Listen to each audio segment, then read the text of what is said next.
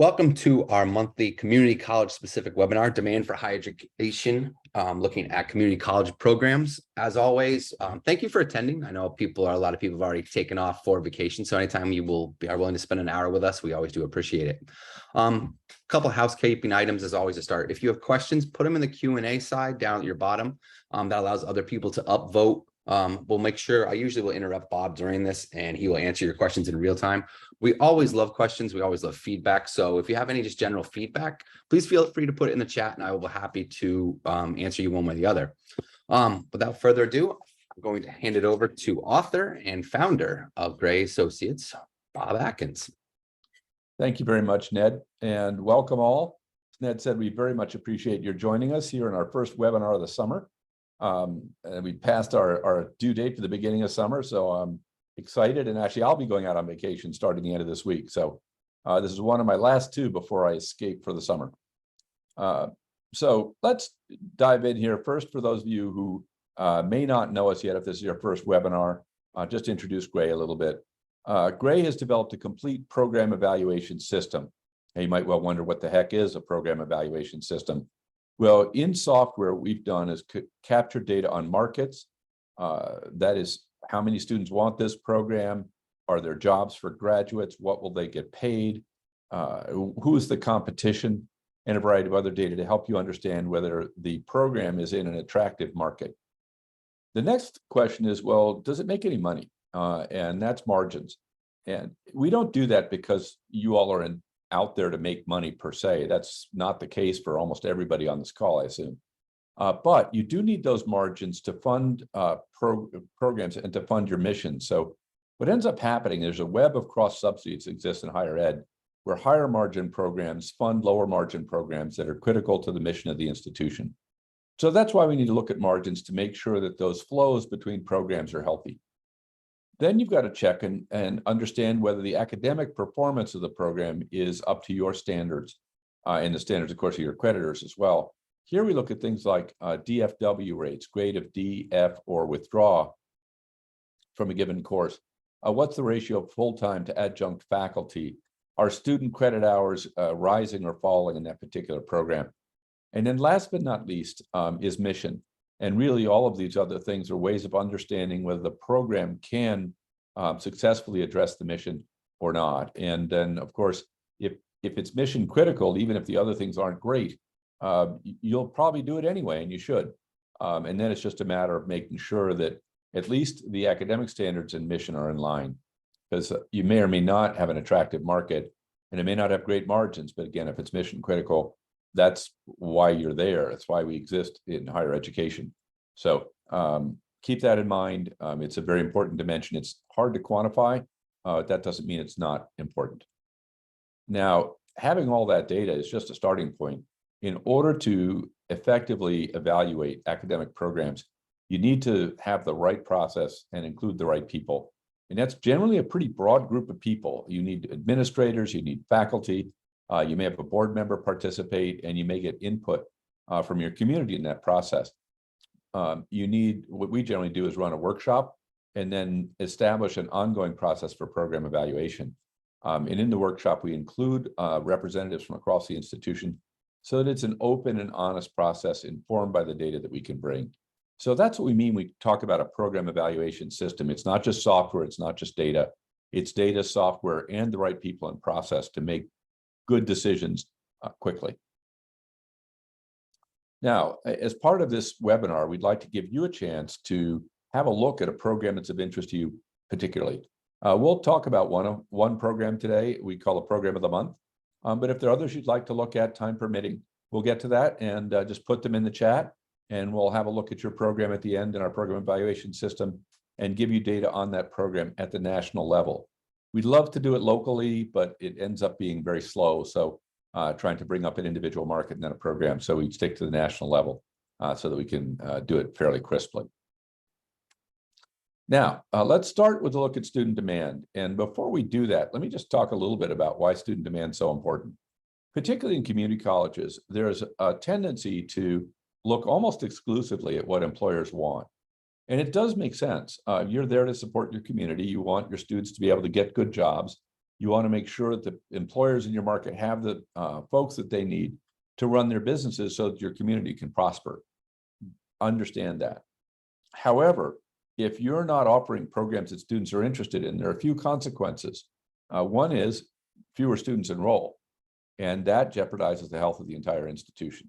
The second is, even if the employers want students, if the students don't want the program, it doesn't really do the employer any good either.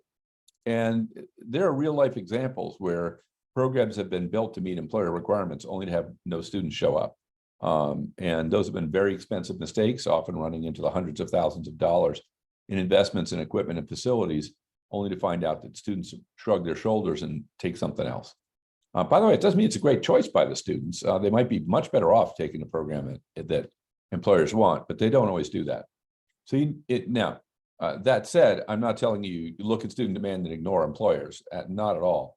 But I think there's a tendency to underweight student demand in decision-making, and you really need this information in order to find programs where there's student interest and employer demand. Now, we'll touch on 3 different kinds of indicators here. We've got a couple that are current or forward-looking.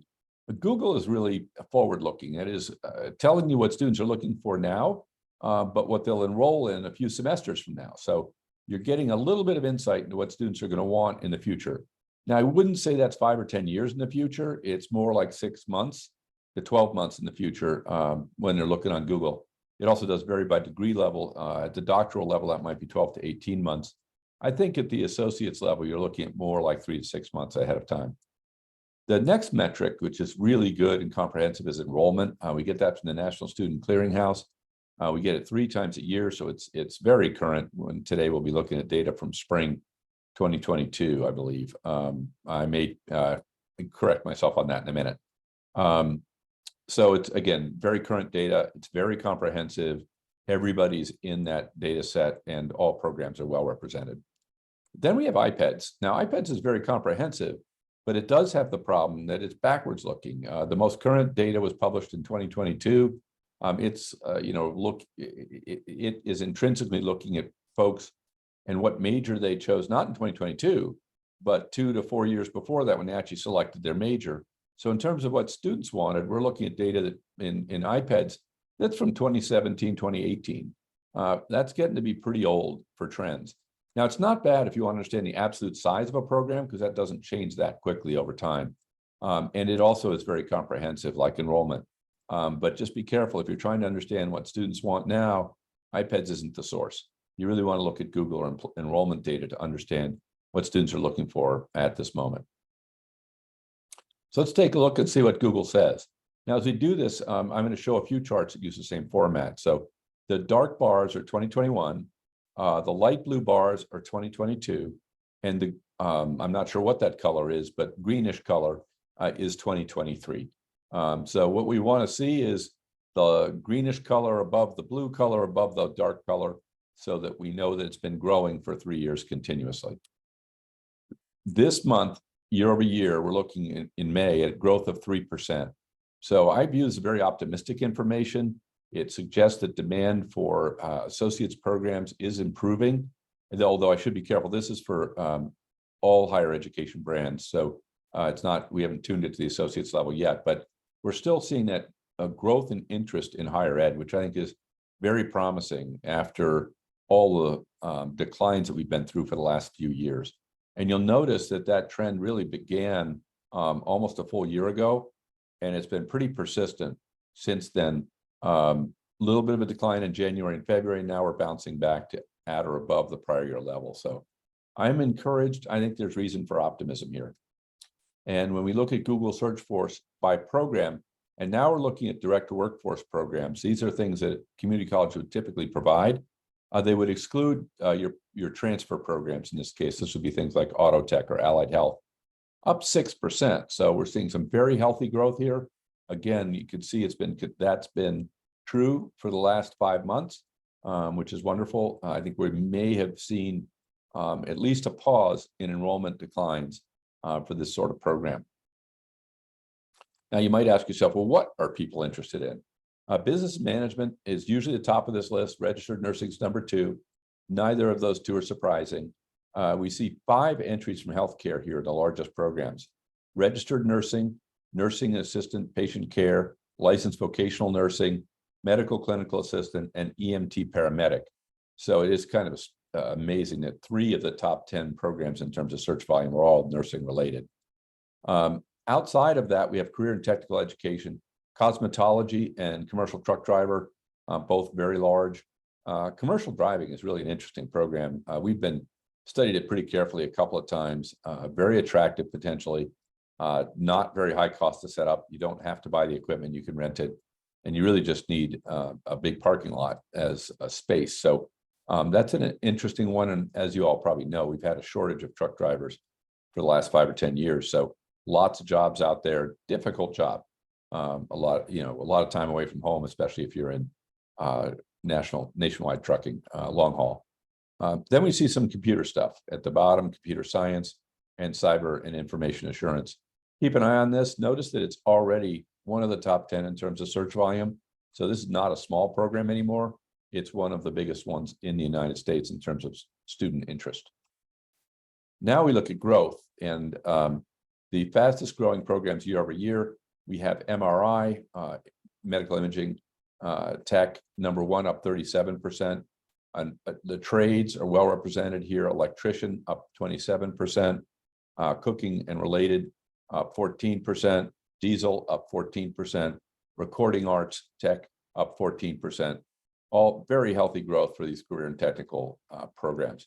Now, I'm fascinated to see language come back a bit in a different form. It's not learning French, but language interpretation and translation up 15%, and American Sign Language up 13%. 2, I would not. Any correlation, would you say, between the language increase and all of a sudden, literally humanities trending because of the prompt requirements for AI?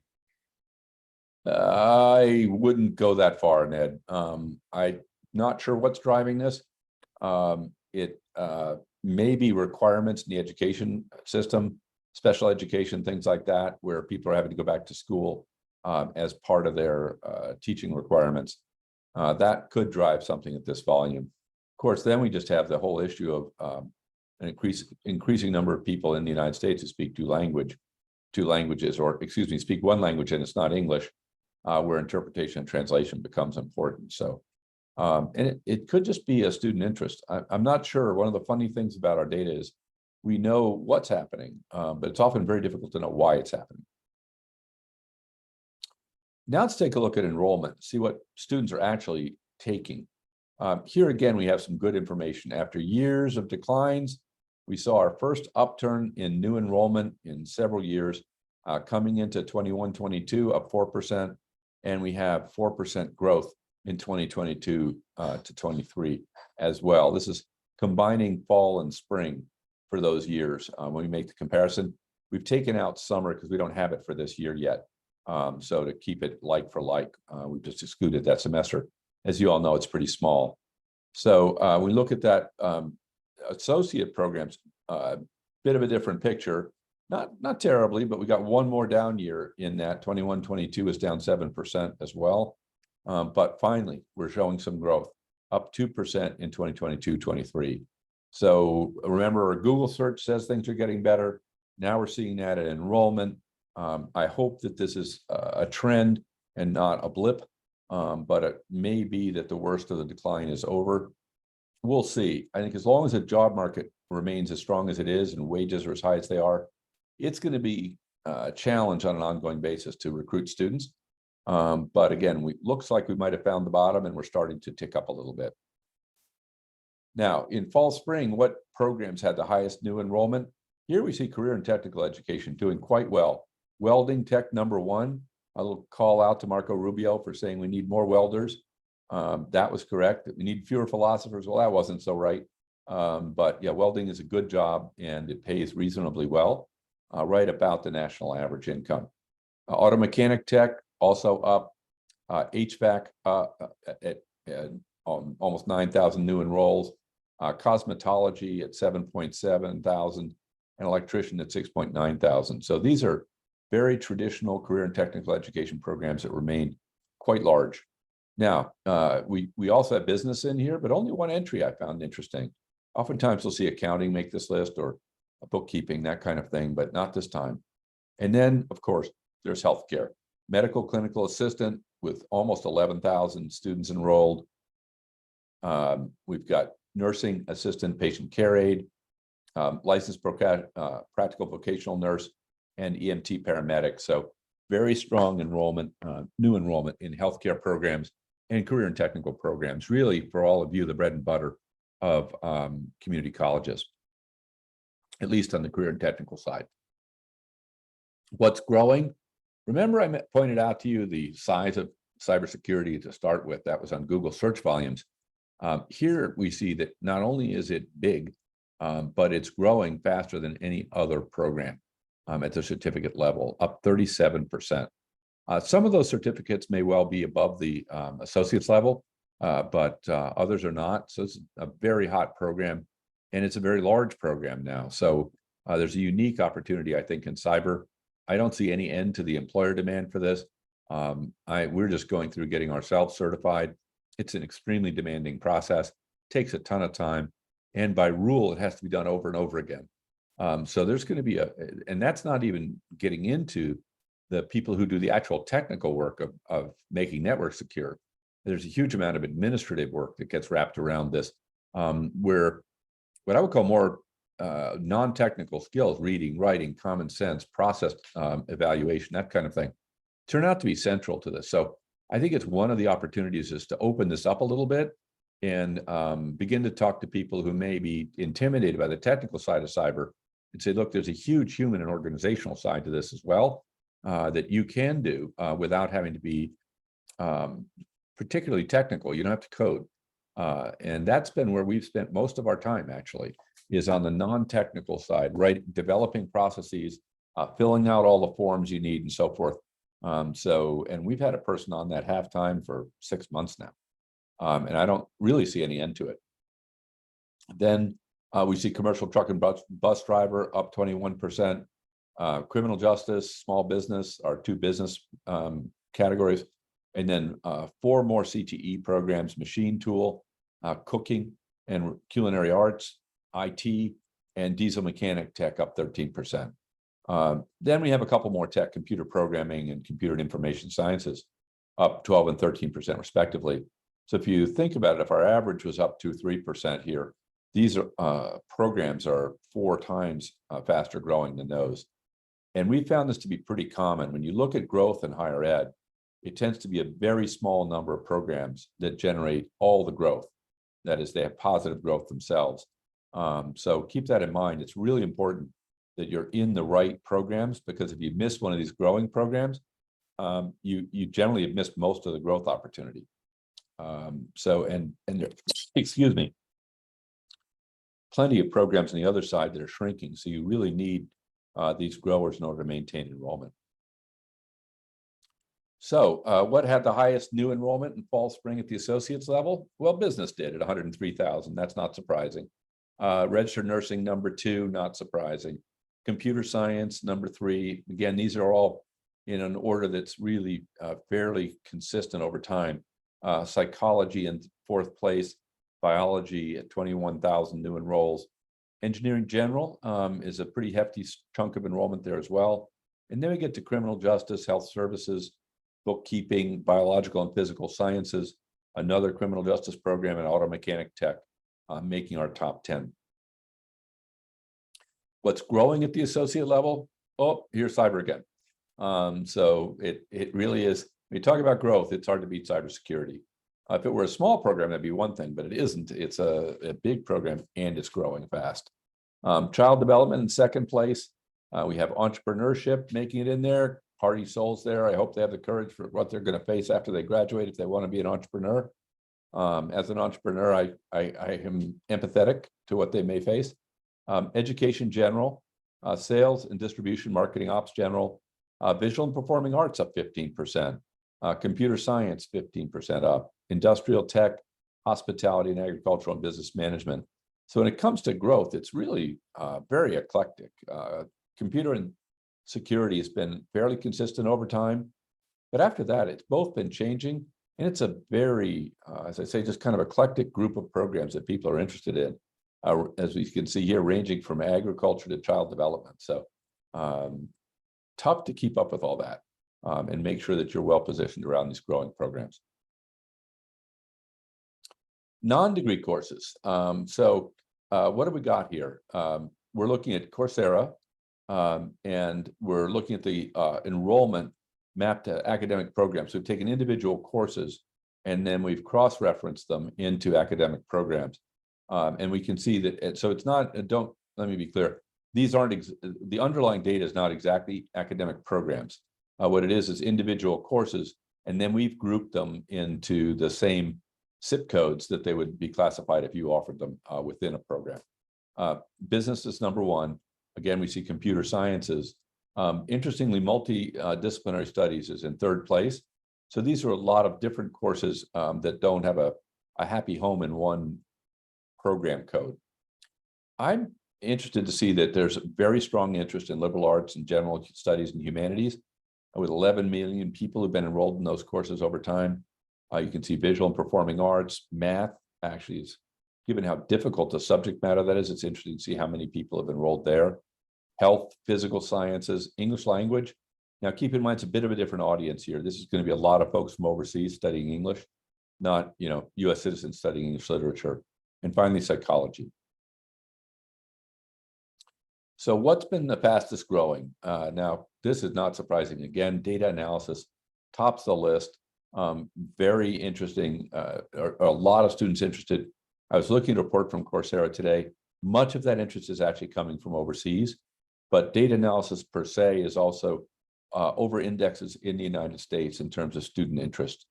You see product design, machine learning, really that goes with data analysis. It's the models you can use to analyze large data sets. And then we have one other data and tech, software development coming in. Again, not surprising, these online platforms. A lot of folks go here to learn things like Python. We've got a couple of business, but actually now 4 business: design and product, leadership and management, business essentials, and support and operations. And then a few random entries, learning English, again, big international population on these platforms, basic science, and personal development. Now let's take a look and switch gears. I said just because student demand is important doesn't mean that employer demand is not. That wouldn't be not the case at all. I'd say that they're equally important. Now there is a catch.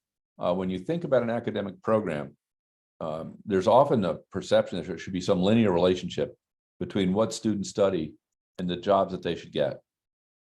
And essentially, outside of nursing, that's not true.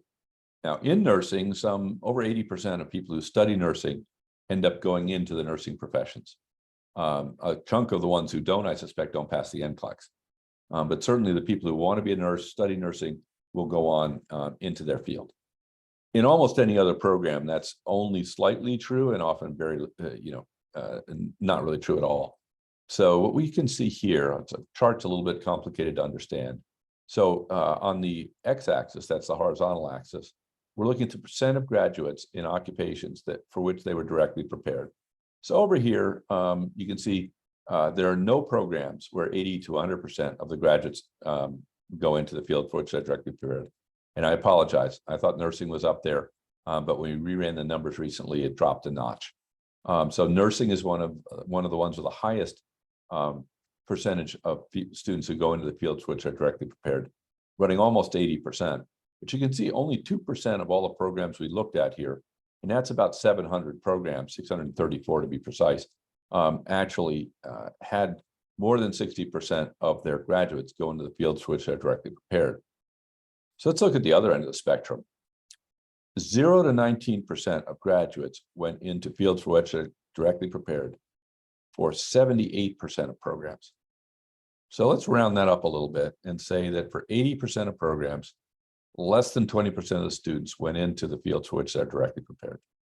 So it's really important that we understand this and we look at a program, not feel as though that we have to have jobs in the exact pigeonhole that program might expect you to be in. Auto techs become auto techs. That's actually probably pretty true, but it's not entirely true. And once they get out and they've been in the job market for a little while, it's actually not very true. I looked at that, and just auto tech as an example, I didn't look at a big sample, so don't take this to heart, but 40–50% of the jobs held in that. Actually, no, that was a few hundred people that we analyzed. And about half the jobs that they held were not related to being an auto tech. And we had a very generous, definition of what was related to being an auto tech. So even something as specific as that, when you look at careers of people who had that degree, they do all sorts of other things. And if you take something like history, only 4% of history grads are going to go into anything to do with history, and predominantly that's going to be teaching. So it's this. Just really remember that there isn't a very high correlation between what people study and what they do. Let's take an example here. There is a crosswalk that has this very literal or linear interpretation of I study this and I do things that are related. And that's the NCES, National Center for Education Statistics Crosswalk. And we start with hospitality administration, and they say that people with that degree are prepared to enter 4 occupations: entertainment and recreation, food service managers, lodging managers, and personal service managers, all other. Well, reality is a bit different.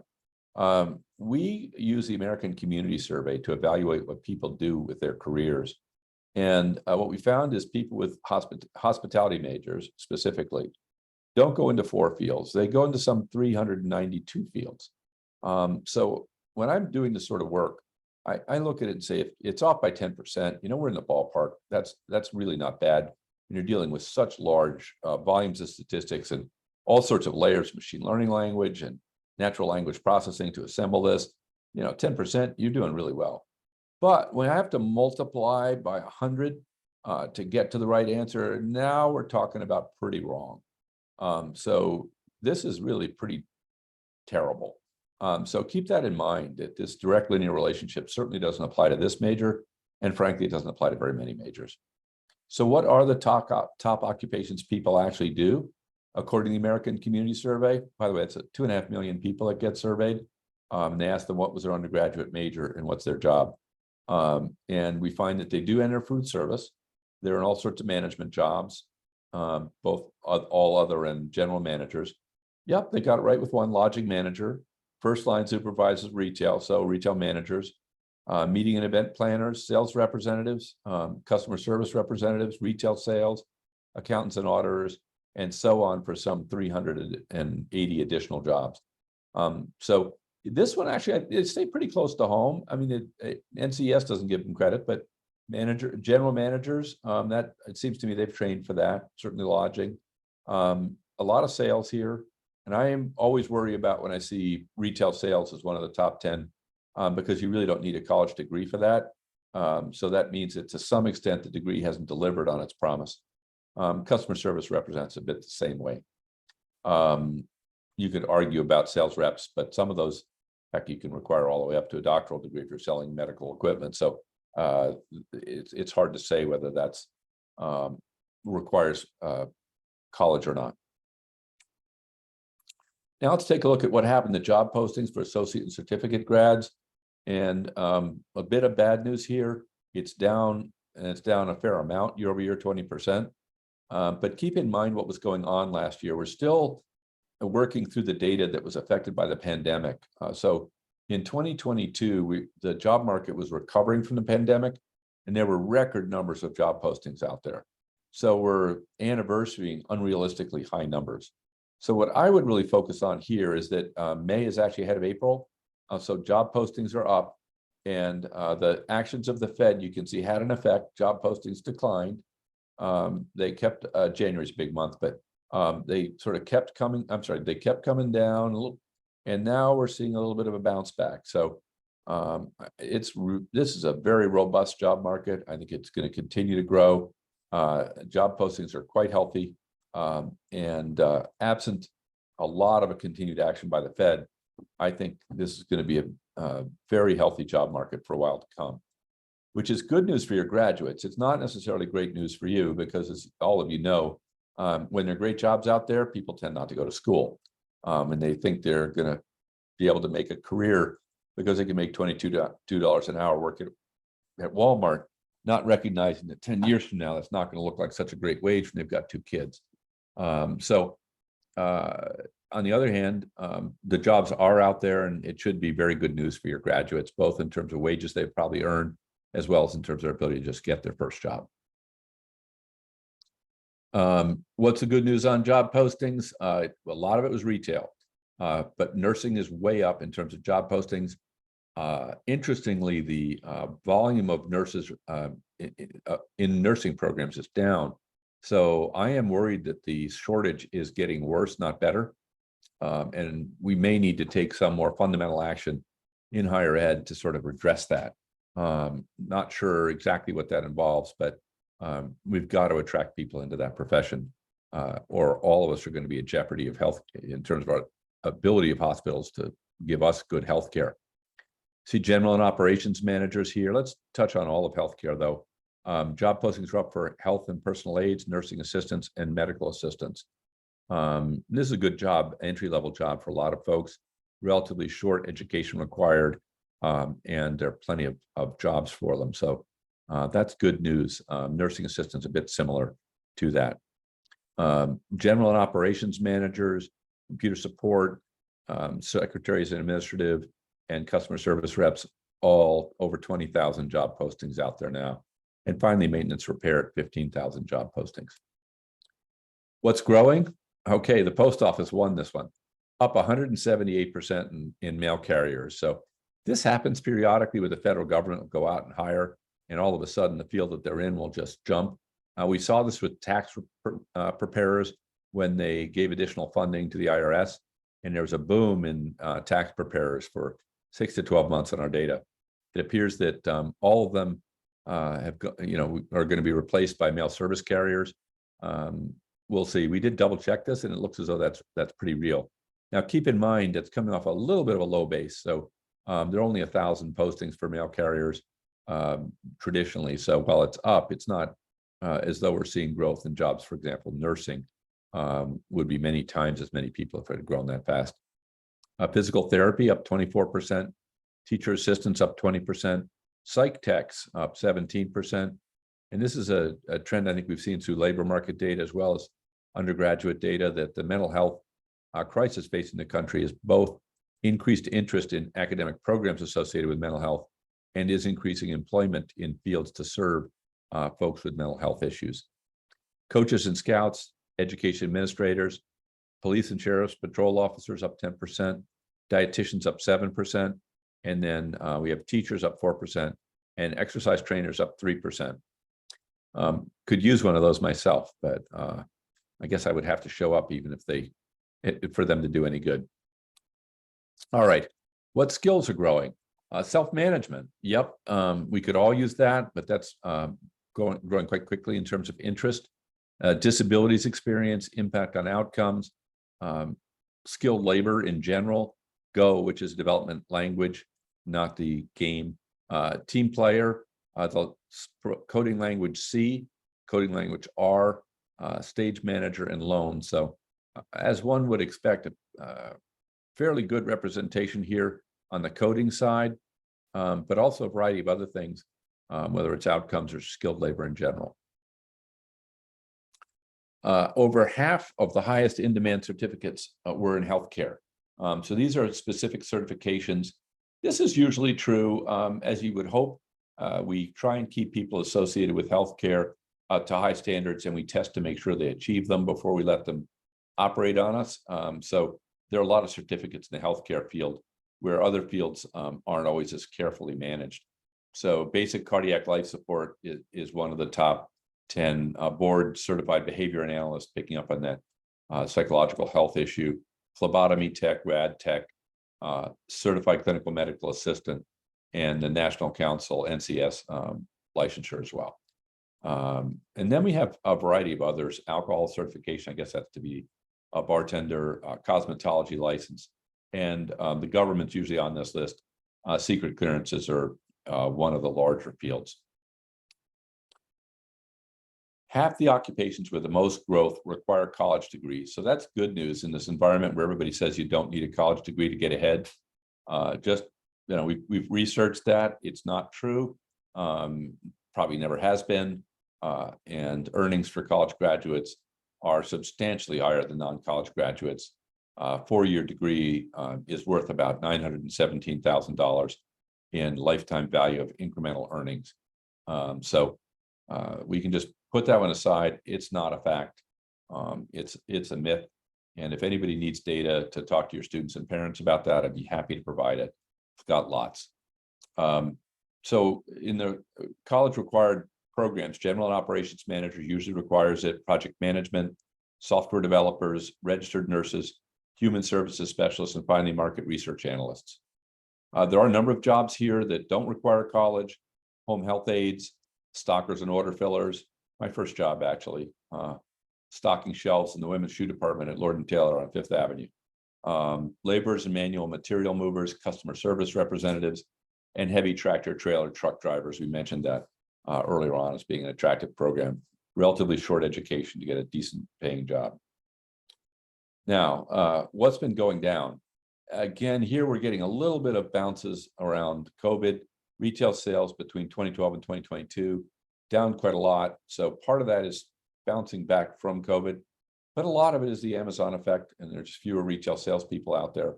Waiters and waitresses, secretaries, down fairly large amount, executive and administrative assistants, and you can see the rest of the list. So collections is down. That's, I guess, good news in a way. It either means we're paying our bills, or at least we're not being hounded as much as we used to be.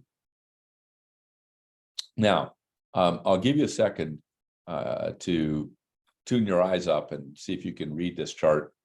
We are looking at a different way of showing this information, but it's brand new information for us. We now have a database of 70 million Americans, what they majored in, where they went to school, and what they're doing, actually what they have been doing throughout their career since graduation. So we can now put together these profiles of individuals to give you a sense of what a real life career looks like for a graduate of a given program. So let's start with allied health. As I mentioned, people don't always do what you'd expect. So here's an allied health graduate who ends up working, yes, in the pharmaceutical industry, but as a manufacturing associate. Then they became a research assistant, but in biomanufacturing, gene therapy at Pfizer. So this is operations specialist. That's pretty cool. And then finally a research associate at SBio. So this is actually pretty lined up with what they studied, although I think of allied health being more on the patient care side. In this case, it's gone down more the manufacturing and research side. Computer science graduate, started out as a supervisor, at Enrollment, I suspect a robotics company of some sort. Then became a field technician in the telecom industry, an operations manager. It's actually doing pretty well, but not really doing computer science. Then became a manager in a staffing company, and finally a fiber optics splicer, which at least is closer to computer science in their most recent job. An English graduate became a field tech in telecom.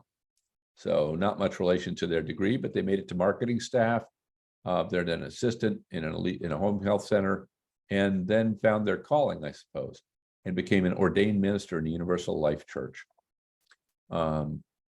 Child development graduate, started out in sales, then became a research assistant, office administrator, promoted to office manager, and changed companies. Healthcare administrator, and now is a medical records coordinator for the University of Texas.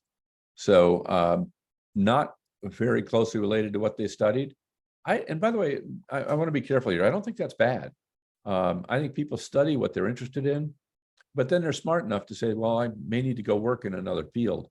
And they go out and keep trying until they find something that fits them.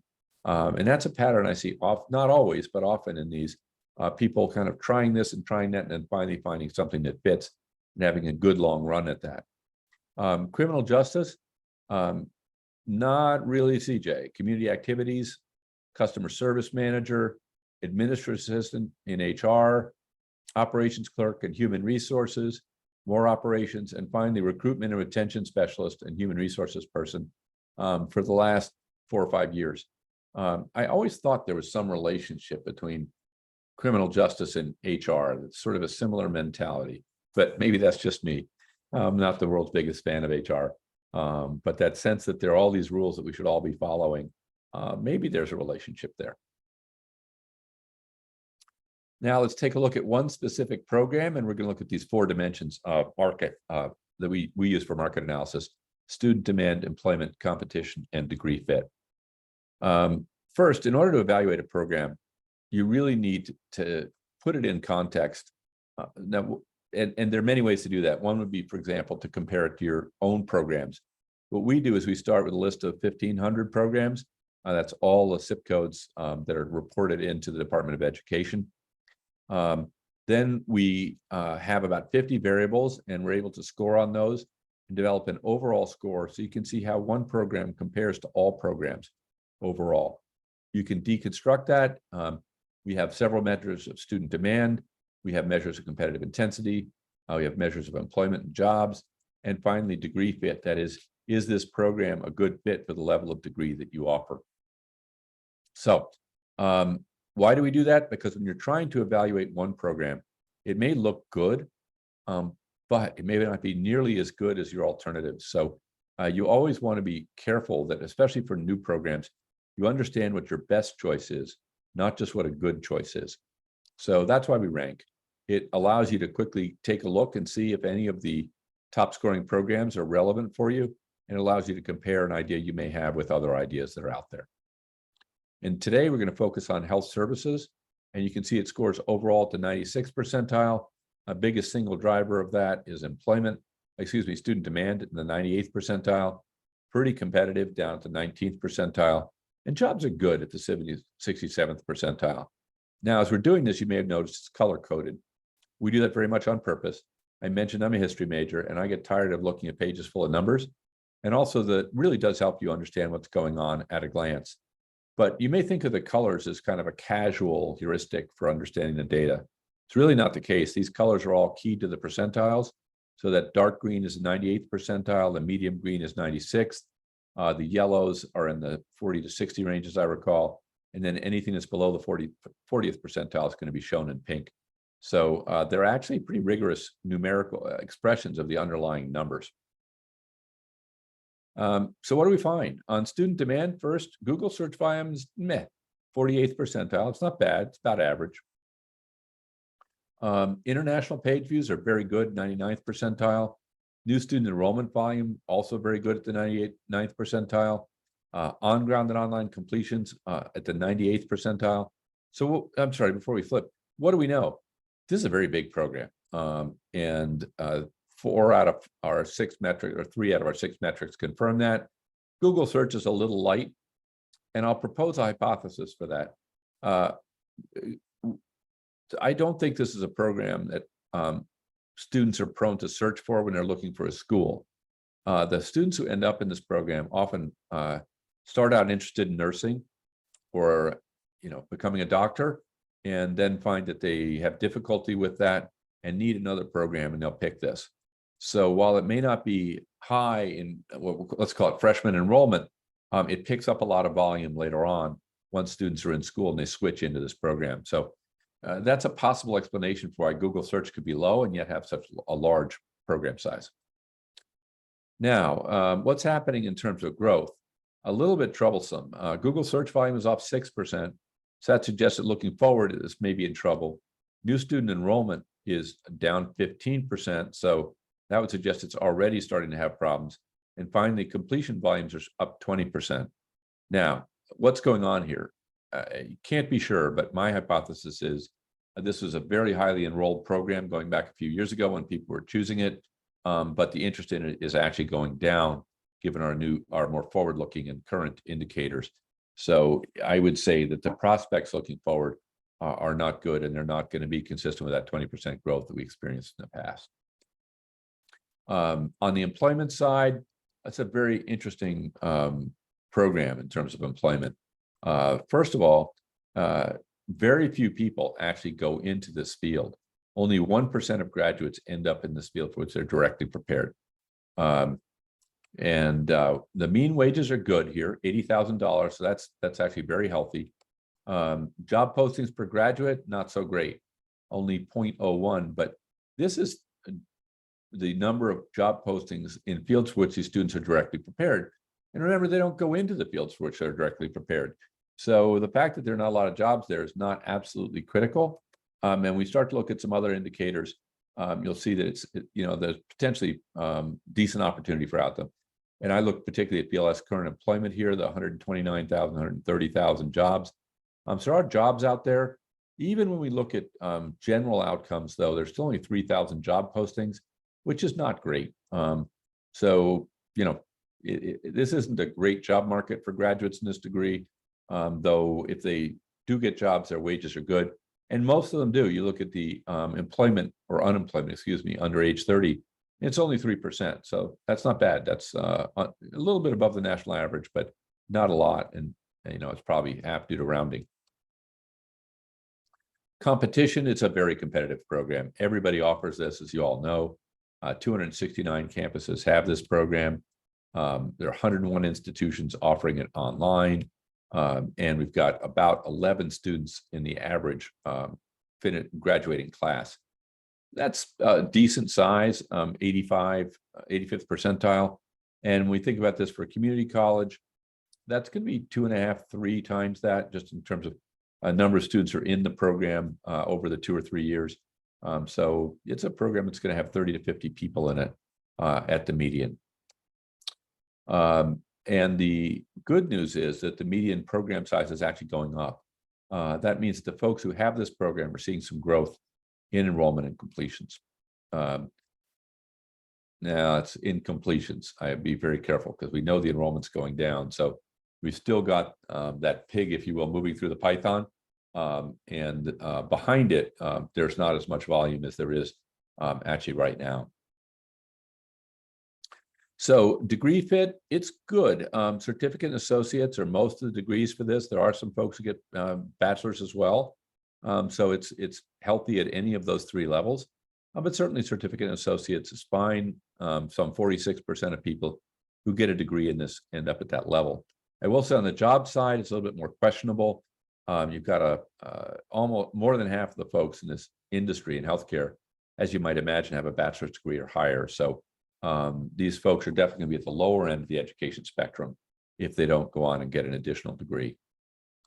Now we take all that data and we put together on one page, in part so that we can't read it and just look at the colors. No, that we do that so that folks who are having to make decisions have all the data that they need in one place and don't have to sort of scurry between pages. I also think it does point out the power of the colors. You can take a look at this and immediately know roughly where you stand. The green across the top, it's a pretty good program. That's our 96th percentile green. Student demand, dark green, very strong. We talked about that. The demand is strong. A risk that it's declining, and you can easily pick out those pink percentiles under growth.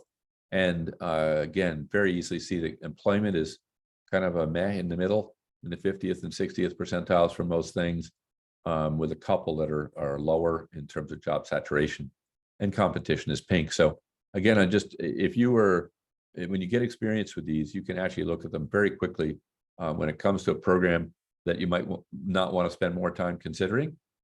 I will say that if you decide it is worth considering, there's lots more data to explore, but it will help you filter that out and also help you to identify one that's really good that merits a deeper look. And you can almost tell at a glance when you get, again, experience with the format.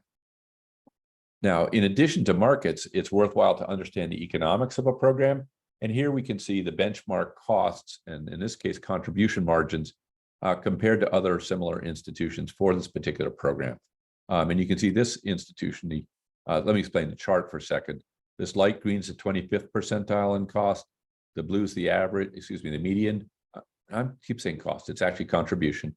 And then the 75th percentile is the deep red color. So we want to be, theoretically, is around the median. We're about average in terms of contribution. In this case, we're much better than average. You can see that this school's contribution margin is 2 or 3 times the average margin in our data set. So they've done very, very well with this.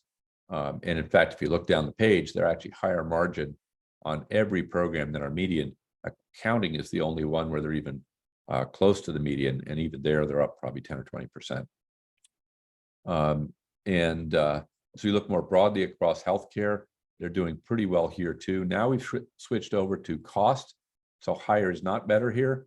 And you can see they're a little higher cost on many of these programs than the competition underneath on rehabilitation. So if I were them, I'd be taking a look at this and saying, what am I doing here? And why are my cost levels a little bit out of whack? I wouldn't be overly concerned, but there may be opportunities for some improvement in these top 4 programs. Now, this is a way of looking at that data. And in our benchmark data, we can allow you to understand how your costs compare to other similar schools in a given discipline like health sciences by course level. So in this case, over here, we can see the 100 level courses cost a few $100s to teach. The client's right about the same as the benchmark. 200 level courses are a little more expensive, and you can see how it increases as we go up. The client in general is at or below those costs, as we touched on earlier. You can see at every degree level, their median is actually lower than the benchmark, which can be good. It is one of those places where if I were running this, I'd want to have a look and say, if I got the research I need to teach this at a high level of quality. Because if I'm this far under, here I'm half the benchmark.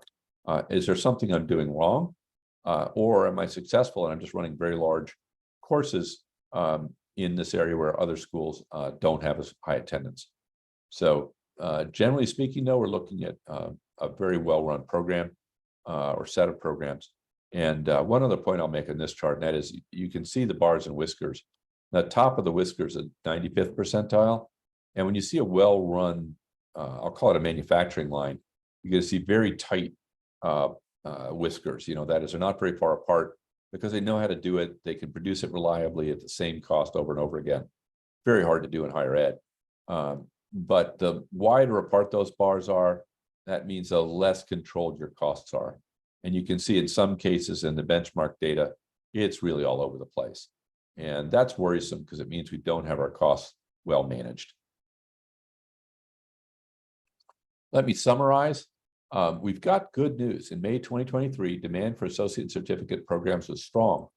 Google search volumes for higher education brands rose 3%. We look at it, the searches for academic programs, when we look at, I'm sorry, that's education brands. When we look at it for academic programs, it rose 6%. The fastest growing was MRI Tech, up 39%. New enrollment and certificate programs, consistent with that Google search, up 4%. And new enrollment associate programs, up 2%. So finally, we've got some good news. And as I say, I hope the downward trend in enrollment is coming to a close. New enrollment for cybersecurity led the pack, up 25% year over year at both the certificate and the associate levels. In May, job postings were down, but they year over year, but they were up 12%. So we're beginning to work through that COVID rebound. And postal workers were our winner, up 178%. Demand for allied health programs is mixed. The volume metrics are favorable, but the most current growth metrics are not. Direct prep job postings are okay, but only 1% of people go into their direct prep jobs, and it is a very competitive program.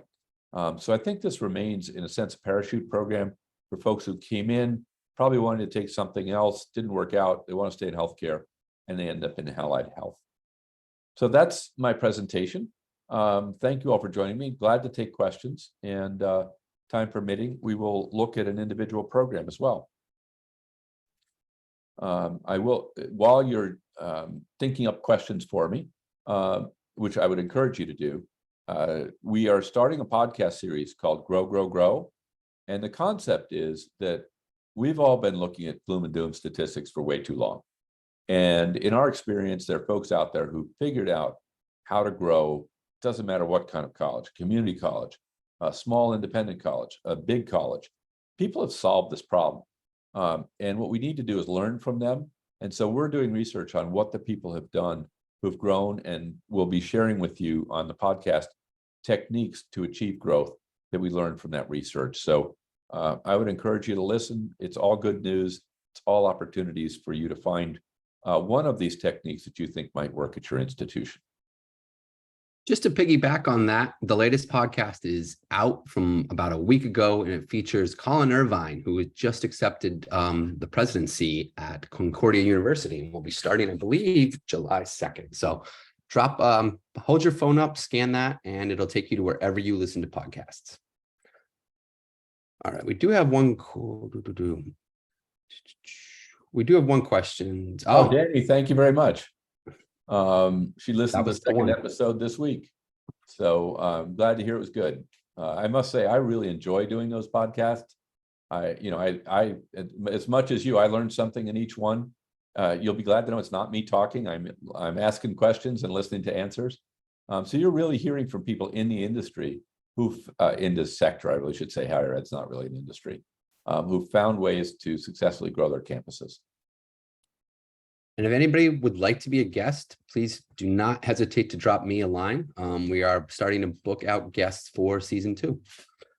I don't see any questions in the chat today, Bob, and I don't see any requests for a program. So I'm guessing everybody kind of would like to jump off and get an early start on their 4th of July weekend. So I think we're going to wrap it up here. Hey, once again, everybody, you're thanks for not joining us. getting an early start on a Wednesday. That'd be 2 days ahead of me. That's not fair. Folks, thank you again for joining me. Really appreciate it, and hope you'll have a chance to attend the listen to Grow, and find things in there that can help your institution.